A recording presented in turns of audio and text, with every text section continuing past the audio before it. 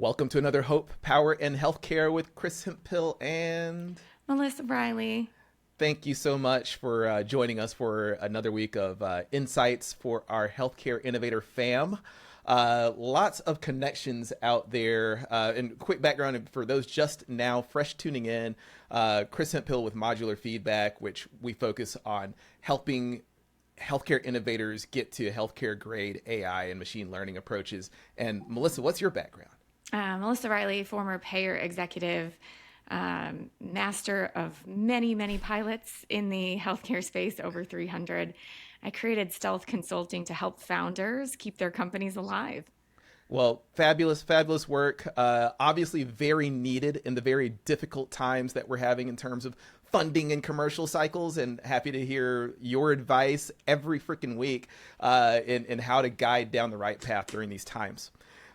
Speaking of that, we're gonna our roundup today is going to be focused on getting it all out there, and it's going to be in a couple of different areas. One example of getting it out there is I'm talking about the difficulty of the environment, but we do have a good signal ahead of us with Omada Healthcare and having an IPO that blossomed in kind of what was been a market lull, and we want to get into what healthcare innovators can learn from their success and their movements and what can be replicated. Then Melissa found a fabulous story about UnitedHealth, a leaked memo with regards to how they wanted to temper investor expectations on a call, and we're going to get deep into the findings there. And we're going to finish off with an assessment of a recent paper around diversity-aware population modeling. I know it's a mouthful, but there's a lot of advice that I've been giving over the years around when you're developing models, when you're developing approaches that impact people in healthcare and there's algorithms involved, then to look at how those algorithms perform across different subgroups by race, gender, ethnicity, etc. Well, I've been giving that advice kind of generically, but now there's a framework to help support with that. So with all that said, Melissa, how was your week? Yeah, Chris, I thought it was so great to have an opportunity to actually see you live, not just through a Zoom this week in New York. I had an amazing week. I didn't just conference, I gathered, more on that later, with an incredible group of behavioral innovators in the city.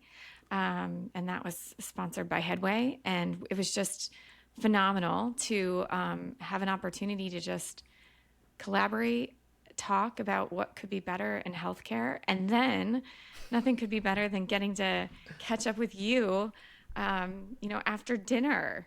Yeah, seriously, what the heck? Like, anybody who heard the last episode, we had just found out that we would be in New York City at the same time. Like, I'm in Detroit, you're in Connecticut, and we found out, oh, we're converging, so we made it happen. We had really busy weeks planned, but it was awesome improvising and taking the time to meet.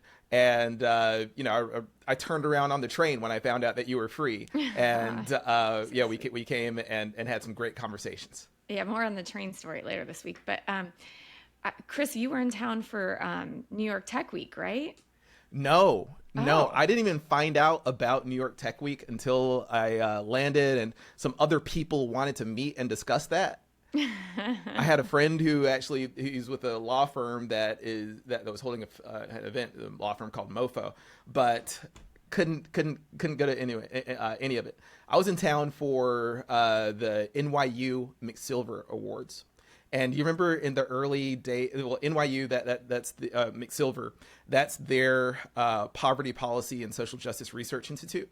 And I just want to ask Melissa, do you remember when we were talking about Handmaid's Tale and how Yes. people had to, yeah. So this was the opposite of Handmaid's Tale. Yeah, for those for those that didn't tune into the prior episodes, like Handmaid's Tale really struck a chord for me because it's this dystopian future of what happens when you don't allow people to read, at least women, and you basically, kind of ban all books and then start cutting off people's fingers for reading. Yes. And you see in Handmaid's Tale, people are suppressing their language. They're trying to figure out ways to say what they want to say, but not capture the ire of the big powers that be, the big guns that be. And the way that the McSilver Institute award ceremony went down was absolutely the opposite of that. Tell us more. Well, what they're doing is across New York City, there's all kinds of innovation happening and all kinds of effort and work happening to address issues like domestic violence, abusive scenarios, challenges with the unhoused, and lots of things that are happening with them. Black maternal health. These are all issues that are deeply impactful in New York City. And what they're doing is they're taking the people that are doing work to address these issues, whether it be at nonprofits or companies that are designed to address this, and they're getting up and giving awards for their work and allowing them to tell their stories. And the thing that really stood out to me was this journalist, Mara Gay, who has over time, she's on the editorial board for the New York Times and also as an analyst for MSNBC, but she's constantly putting out work that challenges administrations and challenges the norms. And when she got up on stage, she said, "Hey, I've written a lot of things that were critical of everybody in this audience, so I really appreciate you still continuing to allow me to have that voice, and I just want to encourage everyone to speak up as loud as possible." I was sitting in the audience recording that one, and I'll post that video up on LinkedIn. It was one of the most inspirational things to come out of that. Yeah, speak out loud is a theme that I really love, right? And don't gatekeep yourself, I guess. Yes. Is a better way of saying yes it. Don't block yourself off. Don't gatekeep yourself. But yeah, we share stuff about the Handmaid's Tale. Like, let's be aware of that, but then let's talk about and highlight people that are pushing us in the other direction. None of this stuff is inevitable. We have a stake and decisions to make and help with to make it happen in the right way. That's my pulpit. Melissa, what about you? Yeah, you can't have power without a voice, I think. Yes. Hopefully for good. So that was the beginning of my week. The second half of my week was also super interesting. I went back into New York and then got stuck on the train because there was power outages. So I definitely did the trains.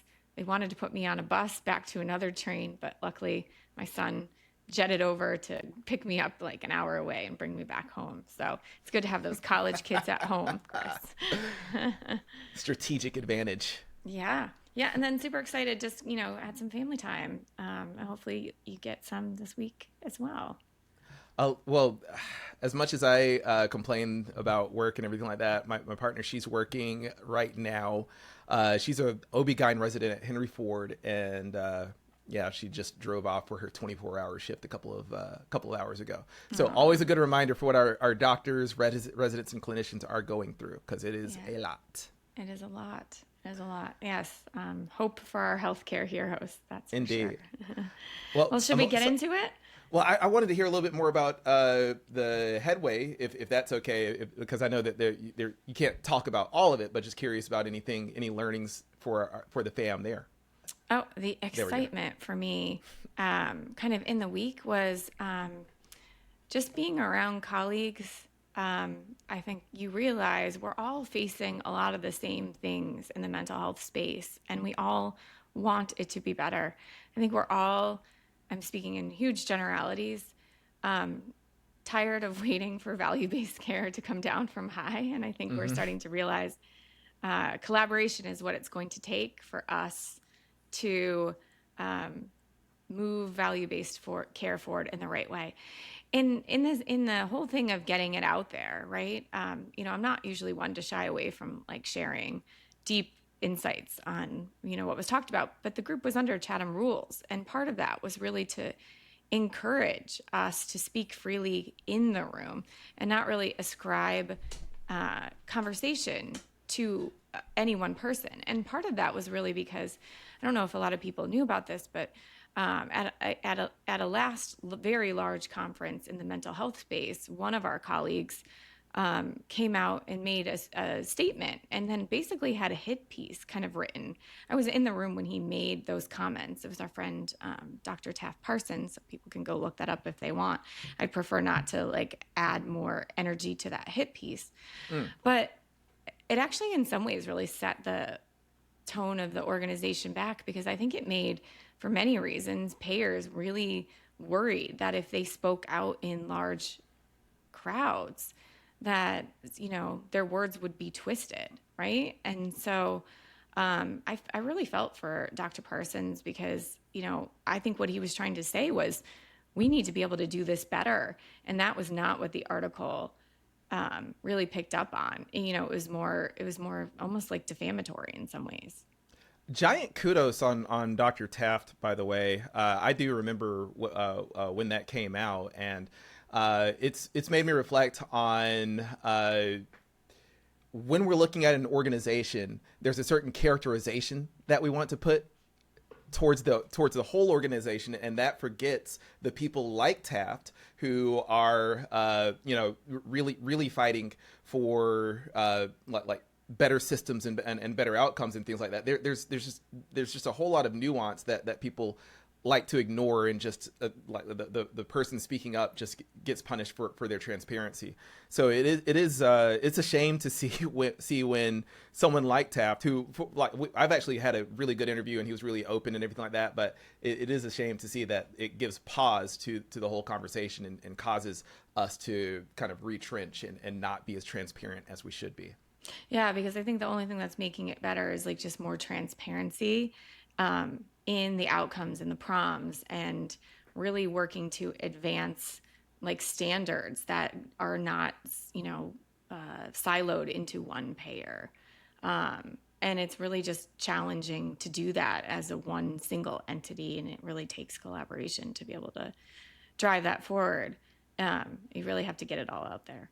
Yeah, we have to get it all out there, and we have to be able to have some of the tougher conversations and things like that. And I wonder, Melissa, without naming any names or anything like that, were there some thoughts that maybe go against the grain, but you think are helpful for innovators to think about going forward on getting to addressing the real and what they're trying to do? Yeah, I love that you're always digging for those moments of controversy. I think there was not controversy really in the room. I was surprised how unified everyone really was on there's a way to do this, and here's kind of what the pattern looks like. I think, our individual silos maybe in some ways prevent us from maybe establishing those standards without maybe third party or some type of neutral involvement. I think one of the pieces that was really interesting to me just generally is I don't think people really understand the role of reimbursement policy or policy committees inside payers, right? So sometimes I think everything rolls back into, I don't mean this to be a diatribe, Chris, so just totally ask me questions, right? Like the legal system, us lawyers, right? Don't hold that against me. Definitely impacts a lot of different things, right? And so most people don't realize it's not necessarily that a health plan creates clinical guidelines. What they do is they leverage clinical guidelines to enforce payment policies around what's called benefit design. So whenever there is a denial of care or a lack of access to care, usually there is a policy that a payer can point back to, right? Well, if you look deep inside mental health, right, there's actually no pure policies that risk stratify patients, right? So, that expression of garbage in versus garbage out. So, like, definitely. Let's imagine you have a population of 199 people, just to make the math easier and just for cleanness, right? You could stratify 33 people into level 1 SMI, 33 people into, let's call it like a rising risk population, and 33 people would be in kind of a low acuity level. There are no policies that enforce the fact that each payer has to classify 1, 2, 3 exactly the same way. And so therefore, we're missing consistency across these different, okay. Yeah. And so then, imagine 1, 2, 3, now I'll go get care. And now 1, 2, 3 get better, and some of the 1, 2, 3 get worse. Well, there's no standards that qualify is 1, 2, 3, 1, 2, 3 that all payers have adopted in the same way. And I think that actually creates the fundamental problem for those really trying to understand, well, why hasn't value-based care advanced? It rolls back to standards and policy. So the takeaway then is kind of being in the right place in being able to adapt to the standards that you might be seeing at some of your customers, or am I hitting the mark there? To me, the takeaway is go make standards, right? Ah, even Yeah. better. Yeah, but like this idea of like making standards is not as easy. If I could just wave a wand and make standards, I've been trying to make standards at 3 different payers, with various levels of advancement on each of those. Yeah, yeah, and when you start down that process, not that I've created standards, but in prior work, it's definitely been a matter of proving that we adhere. But to me, a lot of the standards they focus in on something that's easy to measure across a bunch of different domains. But we've had episodes before where we talk about actually in the episode with Dean Browell, if you want to search that, we talk about new types of things that go above and beyond the standards that are typically asked for. And that's when you start having those conversations, when you start presenting metrics and relationships in a different and compelling way, it does create a compelling effect with the buyer that you're or payer that you're talking to, just depending on if you really thought about what their strategy is. I knew this topic would make you light up, and I think it like ties into what we'll talk about with frameworks a little bit later. Yes. In the episode, right? I mean, what it really comes down to is the lack of framework of frameworks that unify all the payers. Well, getting into it, one thing to start off, what that exciting piece of news that we brought up earlier was the what was Omada getting to a place where it could IPO, and I believe it was Hinge that has done that earlier. And that's to me it seems like a bit of optimism in a market that has been pretty glum overall. But I wonder, Melissa, you've actually got a lot of experience with Omada. I'm curious about your thoughts on the takeaways that our innovator fam should have from something like this. Yeah, Chris, I wish I could say that I'm at takeaways. I think I'm with you. I'm at hope, right? So I do think there are patterns all the time. You watch companies start to follow when they want to get to a place of potential IPO, right? There's some rumblings that some of the mental health providers are prepping for IPOs, so you start to see levers being adjusted, like trying to push towards even more profitability, trying to create like favorable conditions for strong IPOs at max value to be able to, generate upsides and returns for the initial set of investors. But when you really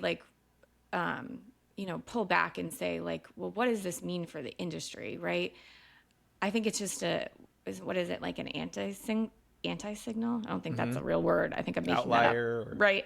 Maybe it's an outlier, right? Okay. So like you saw depression in the market because no one was IPOing, right? So then all the people looking for patterns are like, no, do not put IPOs in your deck. That's not going to happen, right? So what does it really change? It changes the road for the people, the innovators coming down, right? So that if there's no IPOs out there, then you can't put IPOs in your deck, and you have to look and say, well, someone's going to have to purchase me. That's how I'm going to make these returns. And so for me, it's a little bit of like, it changes the game for potential exits for investors. But does it change it enough that we saw so what did we saw? We saw an MSK company. We saw a chronic condition company. The signal that unlocks for me, Chris, might be, okay, if you're playing in a space where you're touching a high cost claimant or a complex comorbidity, you might have better returns, better multiples, or an easier path. But that's really the only thing I've been able to decipher so far. Okay, so we're like, we see some successes and everything like that, and that becomes a bit of a halo, but not enough to say that there's certain types of innovations, reporting, communications, and strategy at my startup that I should be focused on. Well, I don't ever want to kill anyone's hope. I'm sure there's lessons that everyone can kind of apply for theirs, but I think we're at a signal. Mm-hmm. We're not necessarily at lessons yet. Got it. So pay attention, keep working, but more to be seen. Yeah, someone always told me that you had to have 3. You have to have you have to have three to actually have something real that you can start to look at. And I don't think three is a statistically significant number, but we've only Not seen quite. two. Yeah. We've only seen two. We've not seen a mental health company, Chris. Like I'm sure we could chat GPT, compare and contrast the Hinge and the Omada IPOs. We could definitely go that route. But the big thing is you see a little glimmer of hope. You see some optimism there. Like I said in another episode, even in 2021, it wasn't necessarily easy for someone to like get started and go, like it maybe comparatively, but still, these are extremely difficult tasks and accomplishments. And mine would be to stay focused. Yeah, mine would be chronic conditions, stay focused on those chronic conditions. I don't love that as a takeaway, but like that, to me, that's the pattern that's emerging right now. Feel it. And now, so we're talking about the kind of the hopeful, optimistic aspect of letting it all out. But what happens when getting it all out actually goes wrong? Yeah, that our poor friends at UnitedHealth Group, they are just not having a great year. Oh my goodness. For those that didn't see this, so oftentimes you stakeholder ahead of a large investor meeting. I don't think that's a secret that I'm releasing across all the payer land, right? It's like common. You're going to prep, right? Because you're going to be expected to have responses. It appears that a communications team member, maybe investor relations person, we're unsure whom, instead of sending the talking points about an upcoming article to the internal stakeholders that might need to respond to it, they accidentally sent the preparation talk points to a major media outlet, Stat. They sent it to Stat. Ouch. Okay, so Chris, let's circle back. But have you ever been in a spot, Chris, where you accidentally sent the wrong thing to the wrong person? Because this is a major uh-oh. Oh yeah. Very early in my career, there was, let's see, it was after work and everything like that. And I was kind of like struggling getting integrated to a new job and everything. And I accidentally dialed my boss while I was out at like 11 at night. So. Oh, yeah. Were you ranking interns at that point, Chris? What were you doing? I was not the best intern at the time, and that led to some existential angst. But then that following Monday, nothing happened. So okay, I can take your story and one up it. So we are totally fine to discuss lessons on this because I have many, many lessons. So also early in my career, while I was at UnitedHealth Group, like one of those top 10 probably embarrassing work moments. So a colleague of mine who I've worked with twice, if that helps anyone who knows me, was messaging me. It's not my husband, by the way. I have several colleagues I work with twice. Was messaging me about our boss on a call.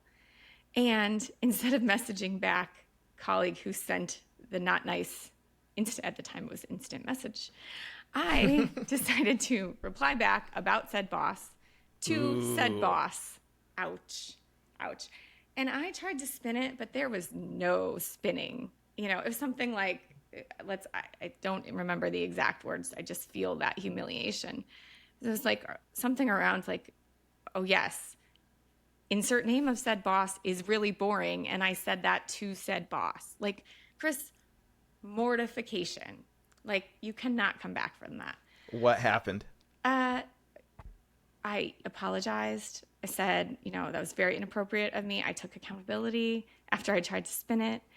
I didn't get a talking to, like really nothing happened. But the lessons for me was if you're going to talk crap about people, text and make sure that you're texting the right person. Do not do it on corporate communication channels. I guess the good thing was in hindsight, I ended up like getting promoted out of that job.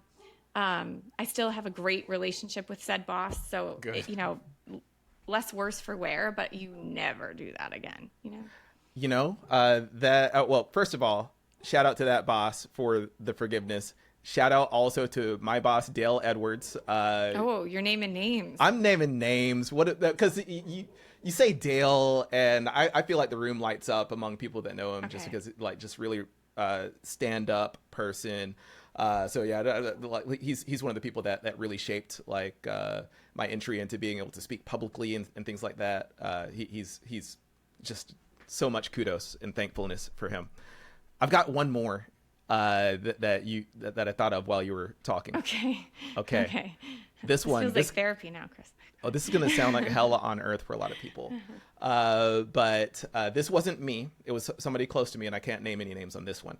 But imagine that you are a small company making a pitch into a healthcare system, a big healthcare system, and you're nervous the entire time. The pitch just doesn't feel like it's going well and everything like that. And then finally that call is over, and like whoever you were with on that call, when you're done with it, what's the first thing that you do after you turn off that pitch call?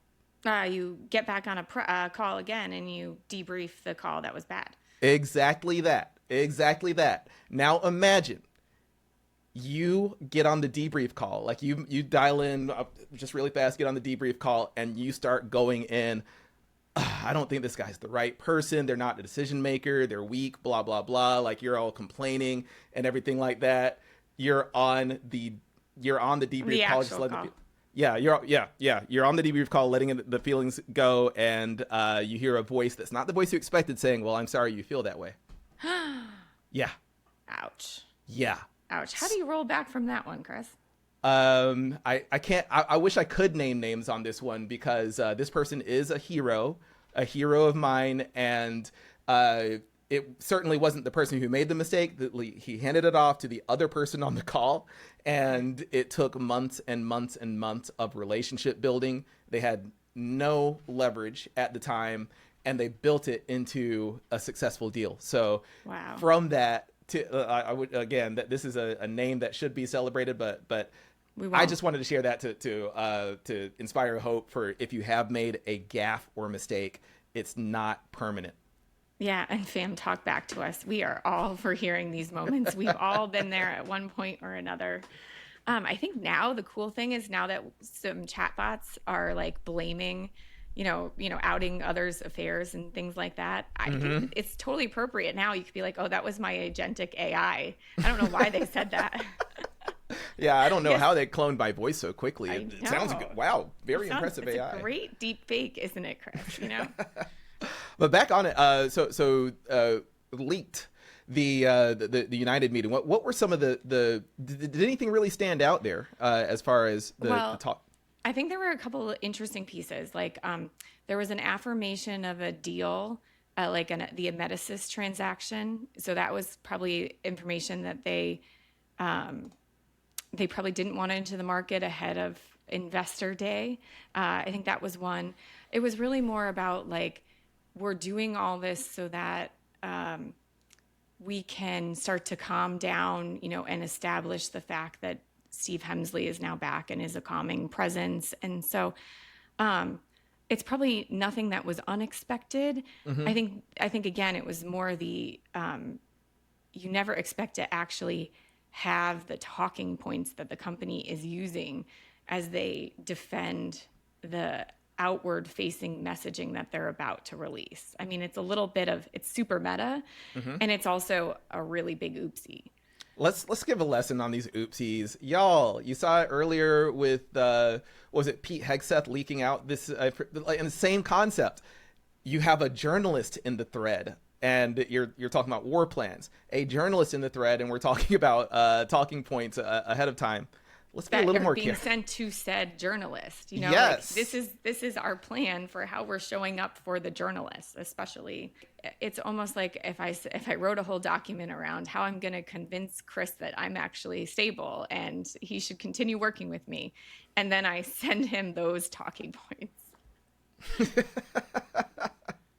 Yeah, I feel like that's the takeaway. Like, we know companies focus on controlling narratives and stuff like that, but when it comes to these communications, just It's When you 2025 actually and see that narrative, though, I mean, that's the piece. And again, this is yeah, not a point of view of I loved my time at United. I still love many people at United. This is not like United bashing. This is like, wow, like healthcare's hard, right? I mean, if you have to prep documents to prep for how you're going to explain things about what you're doing, which, is good standard practice, reminder, don't leak that document. exactly. Check that. Just do that final little check, Yeah. and make sure that you don't have Two, a prominent journalist on your internal only on your memo. 2CC or BCC line. Yeah. All right. Well, jumping in, so there is something that I always have been recommending people for years. Whenever they're asking about, like a lot of our innovator fam are developing algorithms and approaches to use machine learning, data science, AI to help make decisions about what kind of outreach to launch or when to have things go out and to whom. So we are blinded often if we see some really high performance numbers on the first run of it, on the earlier runs of the algorithm, and we've done so much work to get it to like, okay, this is accurate, this is reliable enough to deploy to a population. Just by looking at those top line numbers, we're blinded if we're not looking at the performance among subgroups like race, gender, and the overall intersection.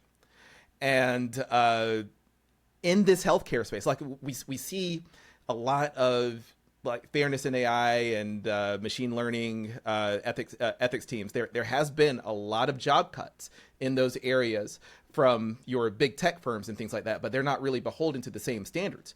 In my work at Actium Health, when we put effort into debiasing our algorithms and making sure that we were mitigating bias across race and gender lines, that actually helped with sales and commercialization efforts because health systems knew that they could deploy these things equitably within their populations. Yeah, I feel the same way, Chris. So when I was at Digital Diagnostics, that was one of the questions that we actually were asked oftentimes when we were trying to sell into both the payers and the academic medical centers is, what is the subset of the population that you trained your algorithm on? Because they wanted to ensure that if they enacted, and in our case, we were creating a novel CPT code, they wanted to ensure that it would work for their population, which is diverse. Is diverse still on the no-no list of words? This podcast is now canceled.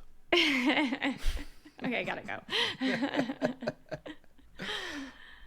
So that's the part, because no executive order or whatever is going to diminish the need for a health system that you are selling to be able to know that they're distributing their product, your product, fairly among their population.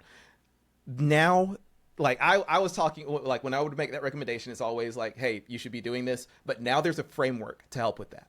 And I'm giving a shout out. This comes from Nature. It's a paper by Nicole Osayande called "Quantifying Associations Between Sociospatial Factors and Cognitive Development in the ABCD Cohort." ABCD meaning I think adverse behavioral childhood factors, but overall.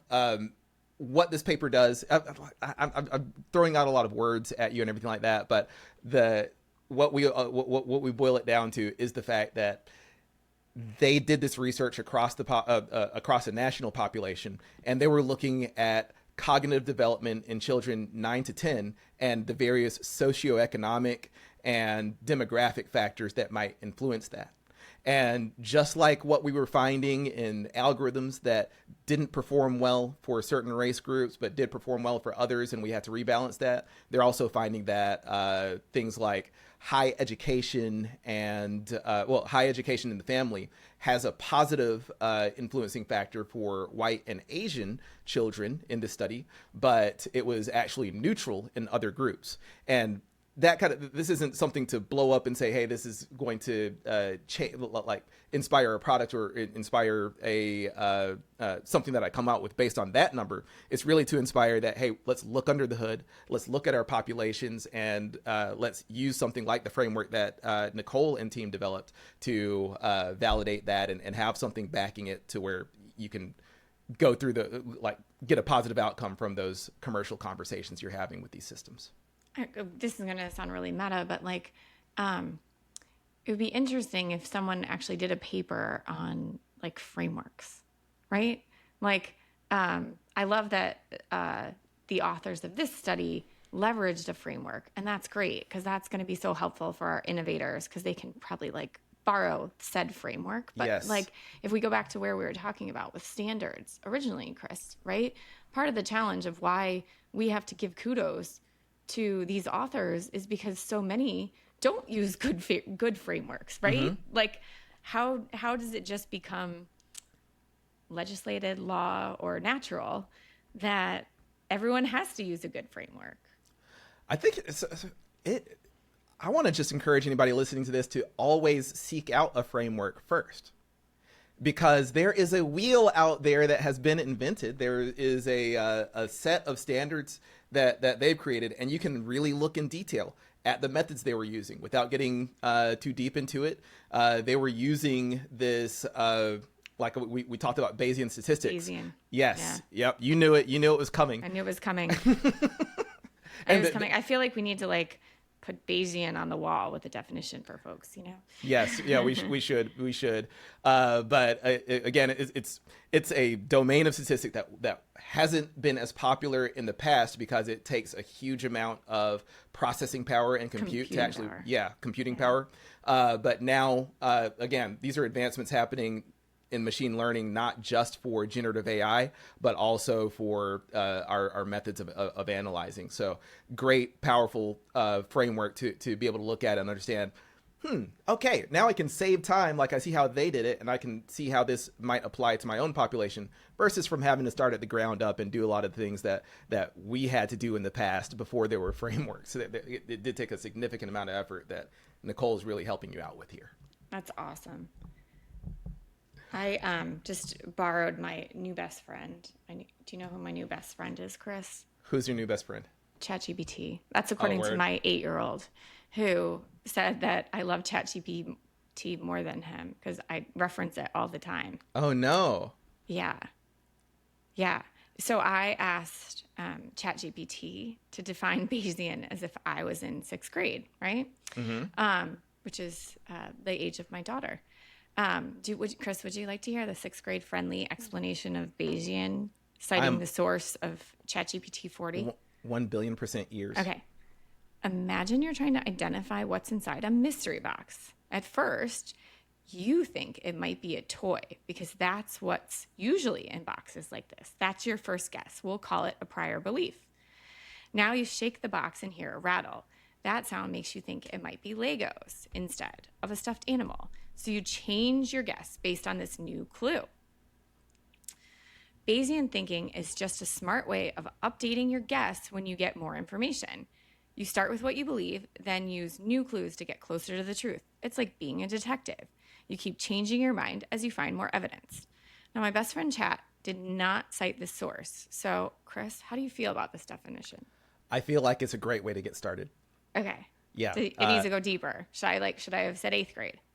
No. Okay. You gave the right taste, because like there is that danger of it is something that it can get a little bit over explaining, but let's start even from that perspective that they gave.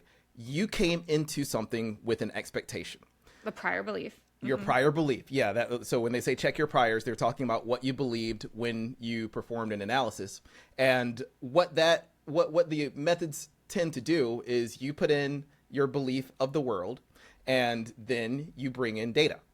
The data takes Affirms yes, or disproves your belief. Yeah, it actually takes into account your belief and then keeps going iteration iteration with like comparing your belief against the data, and then on the other end you get something that's adjusted and crafted based on a combination of your belief and what the data were able to show. And what this, so we talk about the buzzword of the 2010s was big data, but Bayesian approaches help with small data. If you're and small data is way more common. Like it's much more often that you have a couple of hundred or a couple of thousand examples, and you have to make a decision from that versus having millions and millions and millions of examples to choose from. So Bayesian allows for you to bring experience and expertise to the table and be able to start from easier places, from smaller places to get at the right type of signal. So it's the really unique. There's a lot of unique factors, but what's really unique is you can bring expert prior beliefs to the table, or you can bring no beliefs. You can operate from a purely data perspective, but it helps when you can bring that expertise about this data to the table, and allows you to, after that work is done, allows you to see how things impact over a distribution. So it's perfect for this type of. Well, it's perfect that they wrote out some frameworks, because these methods are uncommon and a little bit more difficult than the common methods. So they are providing a gateway into that deeper level of analysis that doesn't require you to make all the same mistakes and fumbles that they made while they were developing the framework. Yeah. I'm going to read this whole article, and it'll be the fourth research paper I've read this week. I don't think, Chris, I have read 4 research papers in a week since probably like college. What's got you so deep in the science this week? Measurement-based care. I went back to do a lit review of total cost of care as it relates to measuring care outcomes in the mental health field. Yeah. Exciting. It's super exciting. What are we seeing? Well, not as much as I would like, but I was comparing a Milliman paper to a recently published paper around total cost of care. And I was looking at spaces where, is total cost of care savings unlocked through pharmacy? Is it unlocked through comorbid conditions? Like where do you see the most savings? I know, I'm so nerdy. You love it. Yeah. And judging by the comments that we get, our audience loves it too. So got to hold you to it. Maybe that's the topic next week. I don't know. I think we have special guests arriving. That's true. That's okay. Yeah. Timing is everything. I won't give up the topic. I'll keep sharing more. Okay. Yeah. Because that powerful information to trickle down, because what do we measure? How do we measure it? And how can we start tying that to the returns that our customers are asking for? That's great topic for upcoming episodes. Stay tuned, y'all. Hit that subscribe button so you can make sure that you hear that when it comes out. Amazing. Well, I think, again, we've really highlighted the importance of standards, frameworks, reading your research papers. No doubt. And now I got to make fun of one of your friends. But okay, keep going. I'm ready. What? So last week we were talking about this new book, Empire of AI by Karen Howe. Okay. And for those who not familiar, this is a book that just came out where Karen was embedded in OpenAI in the early days as a journalist, just collecting information, seeing what was going on. And that didn't quite work out. And she's done a huge amount of studying, conversations, flying out to where data annotators lives and having conversations with them. She's done this global research into Chris, where do data annotators live? Well, inquiring minds want to know. A lot of places. What this Empire of AI book reveals is the underworkings of the massive human effort that it takes to make AI happen. And these data annotators, these are people who lived in Kenya, Nigeria, Venezuela, being paid extremely low wages to take these, there's data being generated, and they want to make sure that the LLM's outputs are safe. They're not producing pornography and things like that. But in order to make that happen, you had to have a lot of people who were looking at disturbing images or reading disturbing texts and marking them as safe or not safe over and over again. So I saw a Dateline there was a whole special done on this. Maybe it was 2020. I'll have to find it, about how Facebook and was trying to keep their algorithms safe. Like there were whole cleaning teams that their whole job was to just review images that would pop through and make sure that they were safe.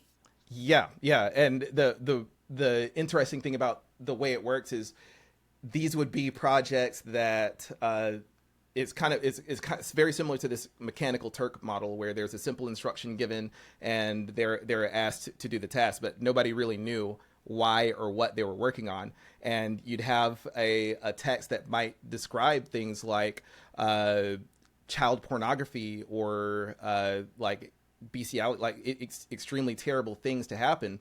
And these workers are just reading this stuff constantly over and over again. And it was just talking about the impact of the psychological impact that it has on them.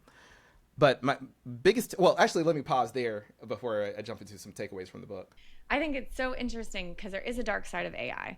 Mm-hmm. And I think this goes back to there is a potential for a lot of bad to happen because there's probably not enough monitoring systems in place to handle all of the images and all of the content being created. I think I heard that there's over 800 million users right now. Is that even possible of ChatGPT? I don't know the user tally. I figured it would have been lower than that, but I'm still wouldn't be surprised. But I don't know the tally. Yeah, I just think there's a lot of potential for bad without some type of regulation on it. And the way I see it is, I guess the big takeaway for me reading that was, we're sold a vision where all this technology and everything that happens, like, I think that big tech and all that wants you to believe that it's kind of their way or the highway, and this is the inevitable pathway. But what the book highlights, so like what you'd really get out of the book is you get a deep perspective on the personalities of like the Sam Altmans, the Greg Brockmans, the Mira Muratis, the people that were involved in it, what kind of their childhood motivations are coming into the creation of this tech. You see a lot more into the underbody of how it's made. And what I would hope that people start getting out of this is they made decisions. They made conscious actions in terms of what they wanted the technology to do and what they wanted the outcomes to be. But they're not the only people that can make these decisions and ask questions and direct the path of these developments. So what Karen's words were that really stuck with me are, this is the opposite of inevitable. And the reason that sticks so much is because it's not inevitable. This is like we highlighted the ethical approach to evaluating algorithms and subgroups and stuff like that. And these are things that you can do, standards that you can build. And Melissa, I was really pleased to hear about when you were working for this company and people were asking questions about how these things were developed, because I've actually submitted a lot of RFPs that didn't ask those questions, but then we started seeing the conversation evolving and shifting. So it is on us to help that conversation grow where it needs to go. Yeah, I totally agree. And just circling back, there are 800 million active users right now, Chris. So of wow. Meta AI, 800 million. Oh, Meta AI. Okay. Yep. 800 million monthly active users, and then ChatGPT 600 million monthly active users with 160 million daily active users. So think of all the content that's now being generated. Yeah, a major point there. Knowing that there's, to me, sometimes it seems like there's a high adoption. Then when I'm talking to people in the streets, it seems like there's a kind of mid or low level adoption. But yeah, like there is so much that is being generated and relied upon by these methods. Yeah, and probably I'm not sure that you're walking the streets asking people was a active definitely a good standard using a known framework there, Chris. But I appreciate your love of user research. We didn't walk around enough in New York City. Yeah, we did not. We definitely did not have a representative sample. Okay, so I have found another new book to add to my list. I actually had the opportunity to meet the author. So I have the book with me, It is called The Art of Gathering by Priya Parker. Here is what I loved about this book. Here was my takeaway. My takeaway personally, and I tried this and it was really, really good. Be more intentional with people when you ask them to gather. And so what does that mean? So many times you maybe attend a wedding or plan a wedding without clearly understand what is the intent of your gathering, right? And so what do I mean by intent of your gathering? There's so many different ways to like shape a wedding. It could be, a celebration of love of the two people, right? And if it's a celebration of love, you're probably not necessarily always inviting your parents, work colleagues to that celebration of love. Maybe you are, maybe you're not. Maybe it's to honor all of your family members. Maybe it's to celebrate this union, right? In that case, maybe you change your guest list or, you pick different selections depending on what that intent is. So the author makes the argument, you're gathering all the time. You should be incredibly intentional around why are you gathering, even for our podcast, right? I think we did a nice job today in the opening, Chris, kudos to you, on like setting out like why we've brought, why did we cultivate the content we did?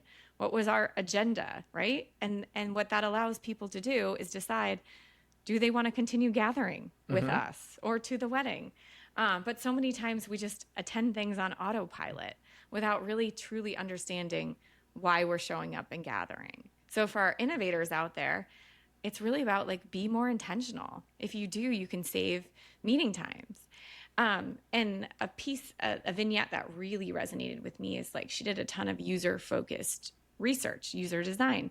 She like interviewed a hockey coach who in tryouts intentionally tried to make contact, like put a hand on the arm of each of the players.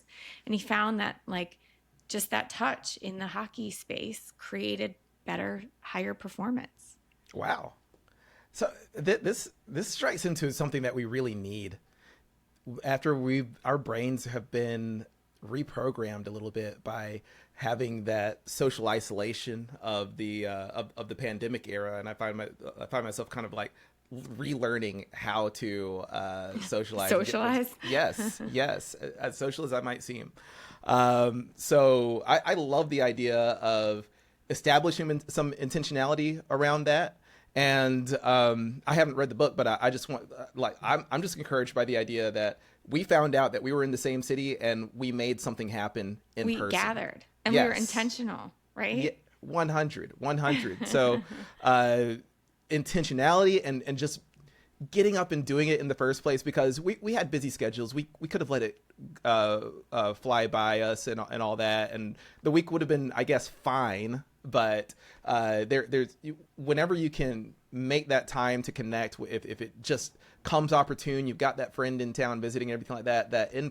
There's nothing that like the stuff that we could accomplish just walking around New York City could not have been done on a Zoom call.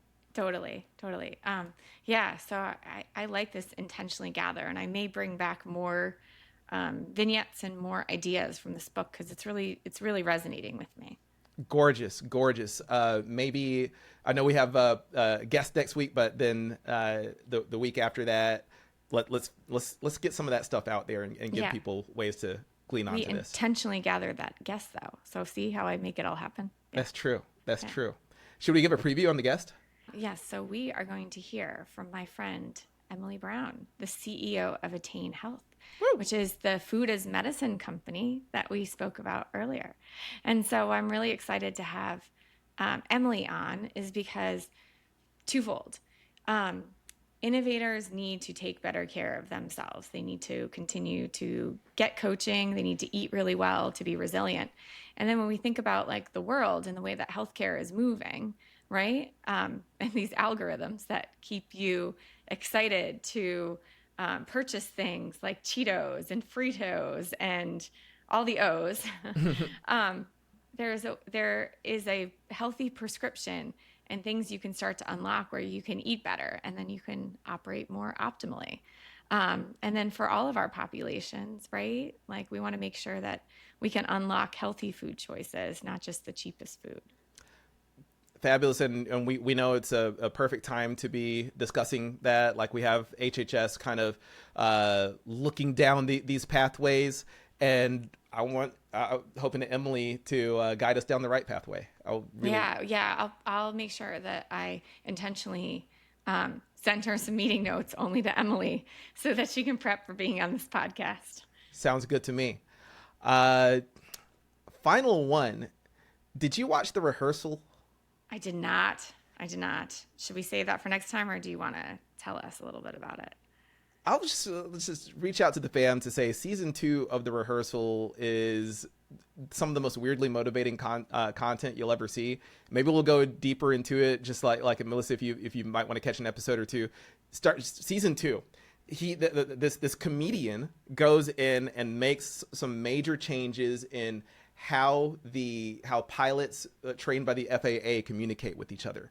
Like he addresses like challenges, like communication challenges that have led to crashes.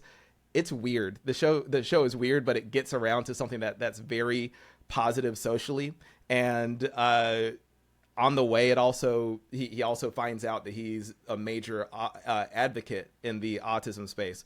But that's the little teaser. Y'all, whoever has HBO Max, phone a friend if they have the password, and watch a couple of episodes of season 2, and you might get hooked. Amazing. Well, Chris, as always, it's a blast intentionally gathering with you. I'm very hopeful that our energy around getting it all out there resonated with our fam this week. Yeah, let's hope that it does. And again, we're going to take the conversation to some dark places, but we're going to take it because this stuff is happening in the world. Let's put it on the table and figure out where the hope and power comes from that. Yeah, I definitely think it's from, being able to speak freely about, the bad things, and then potentially what will we be able to do to make them better. Absolutely. Thank you very much. Cheering for us. Talk to you soon, fam. All right. See y'all next week.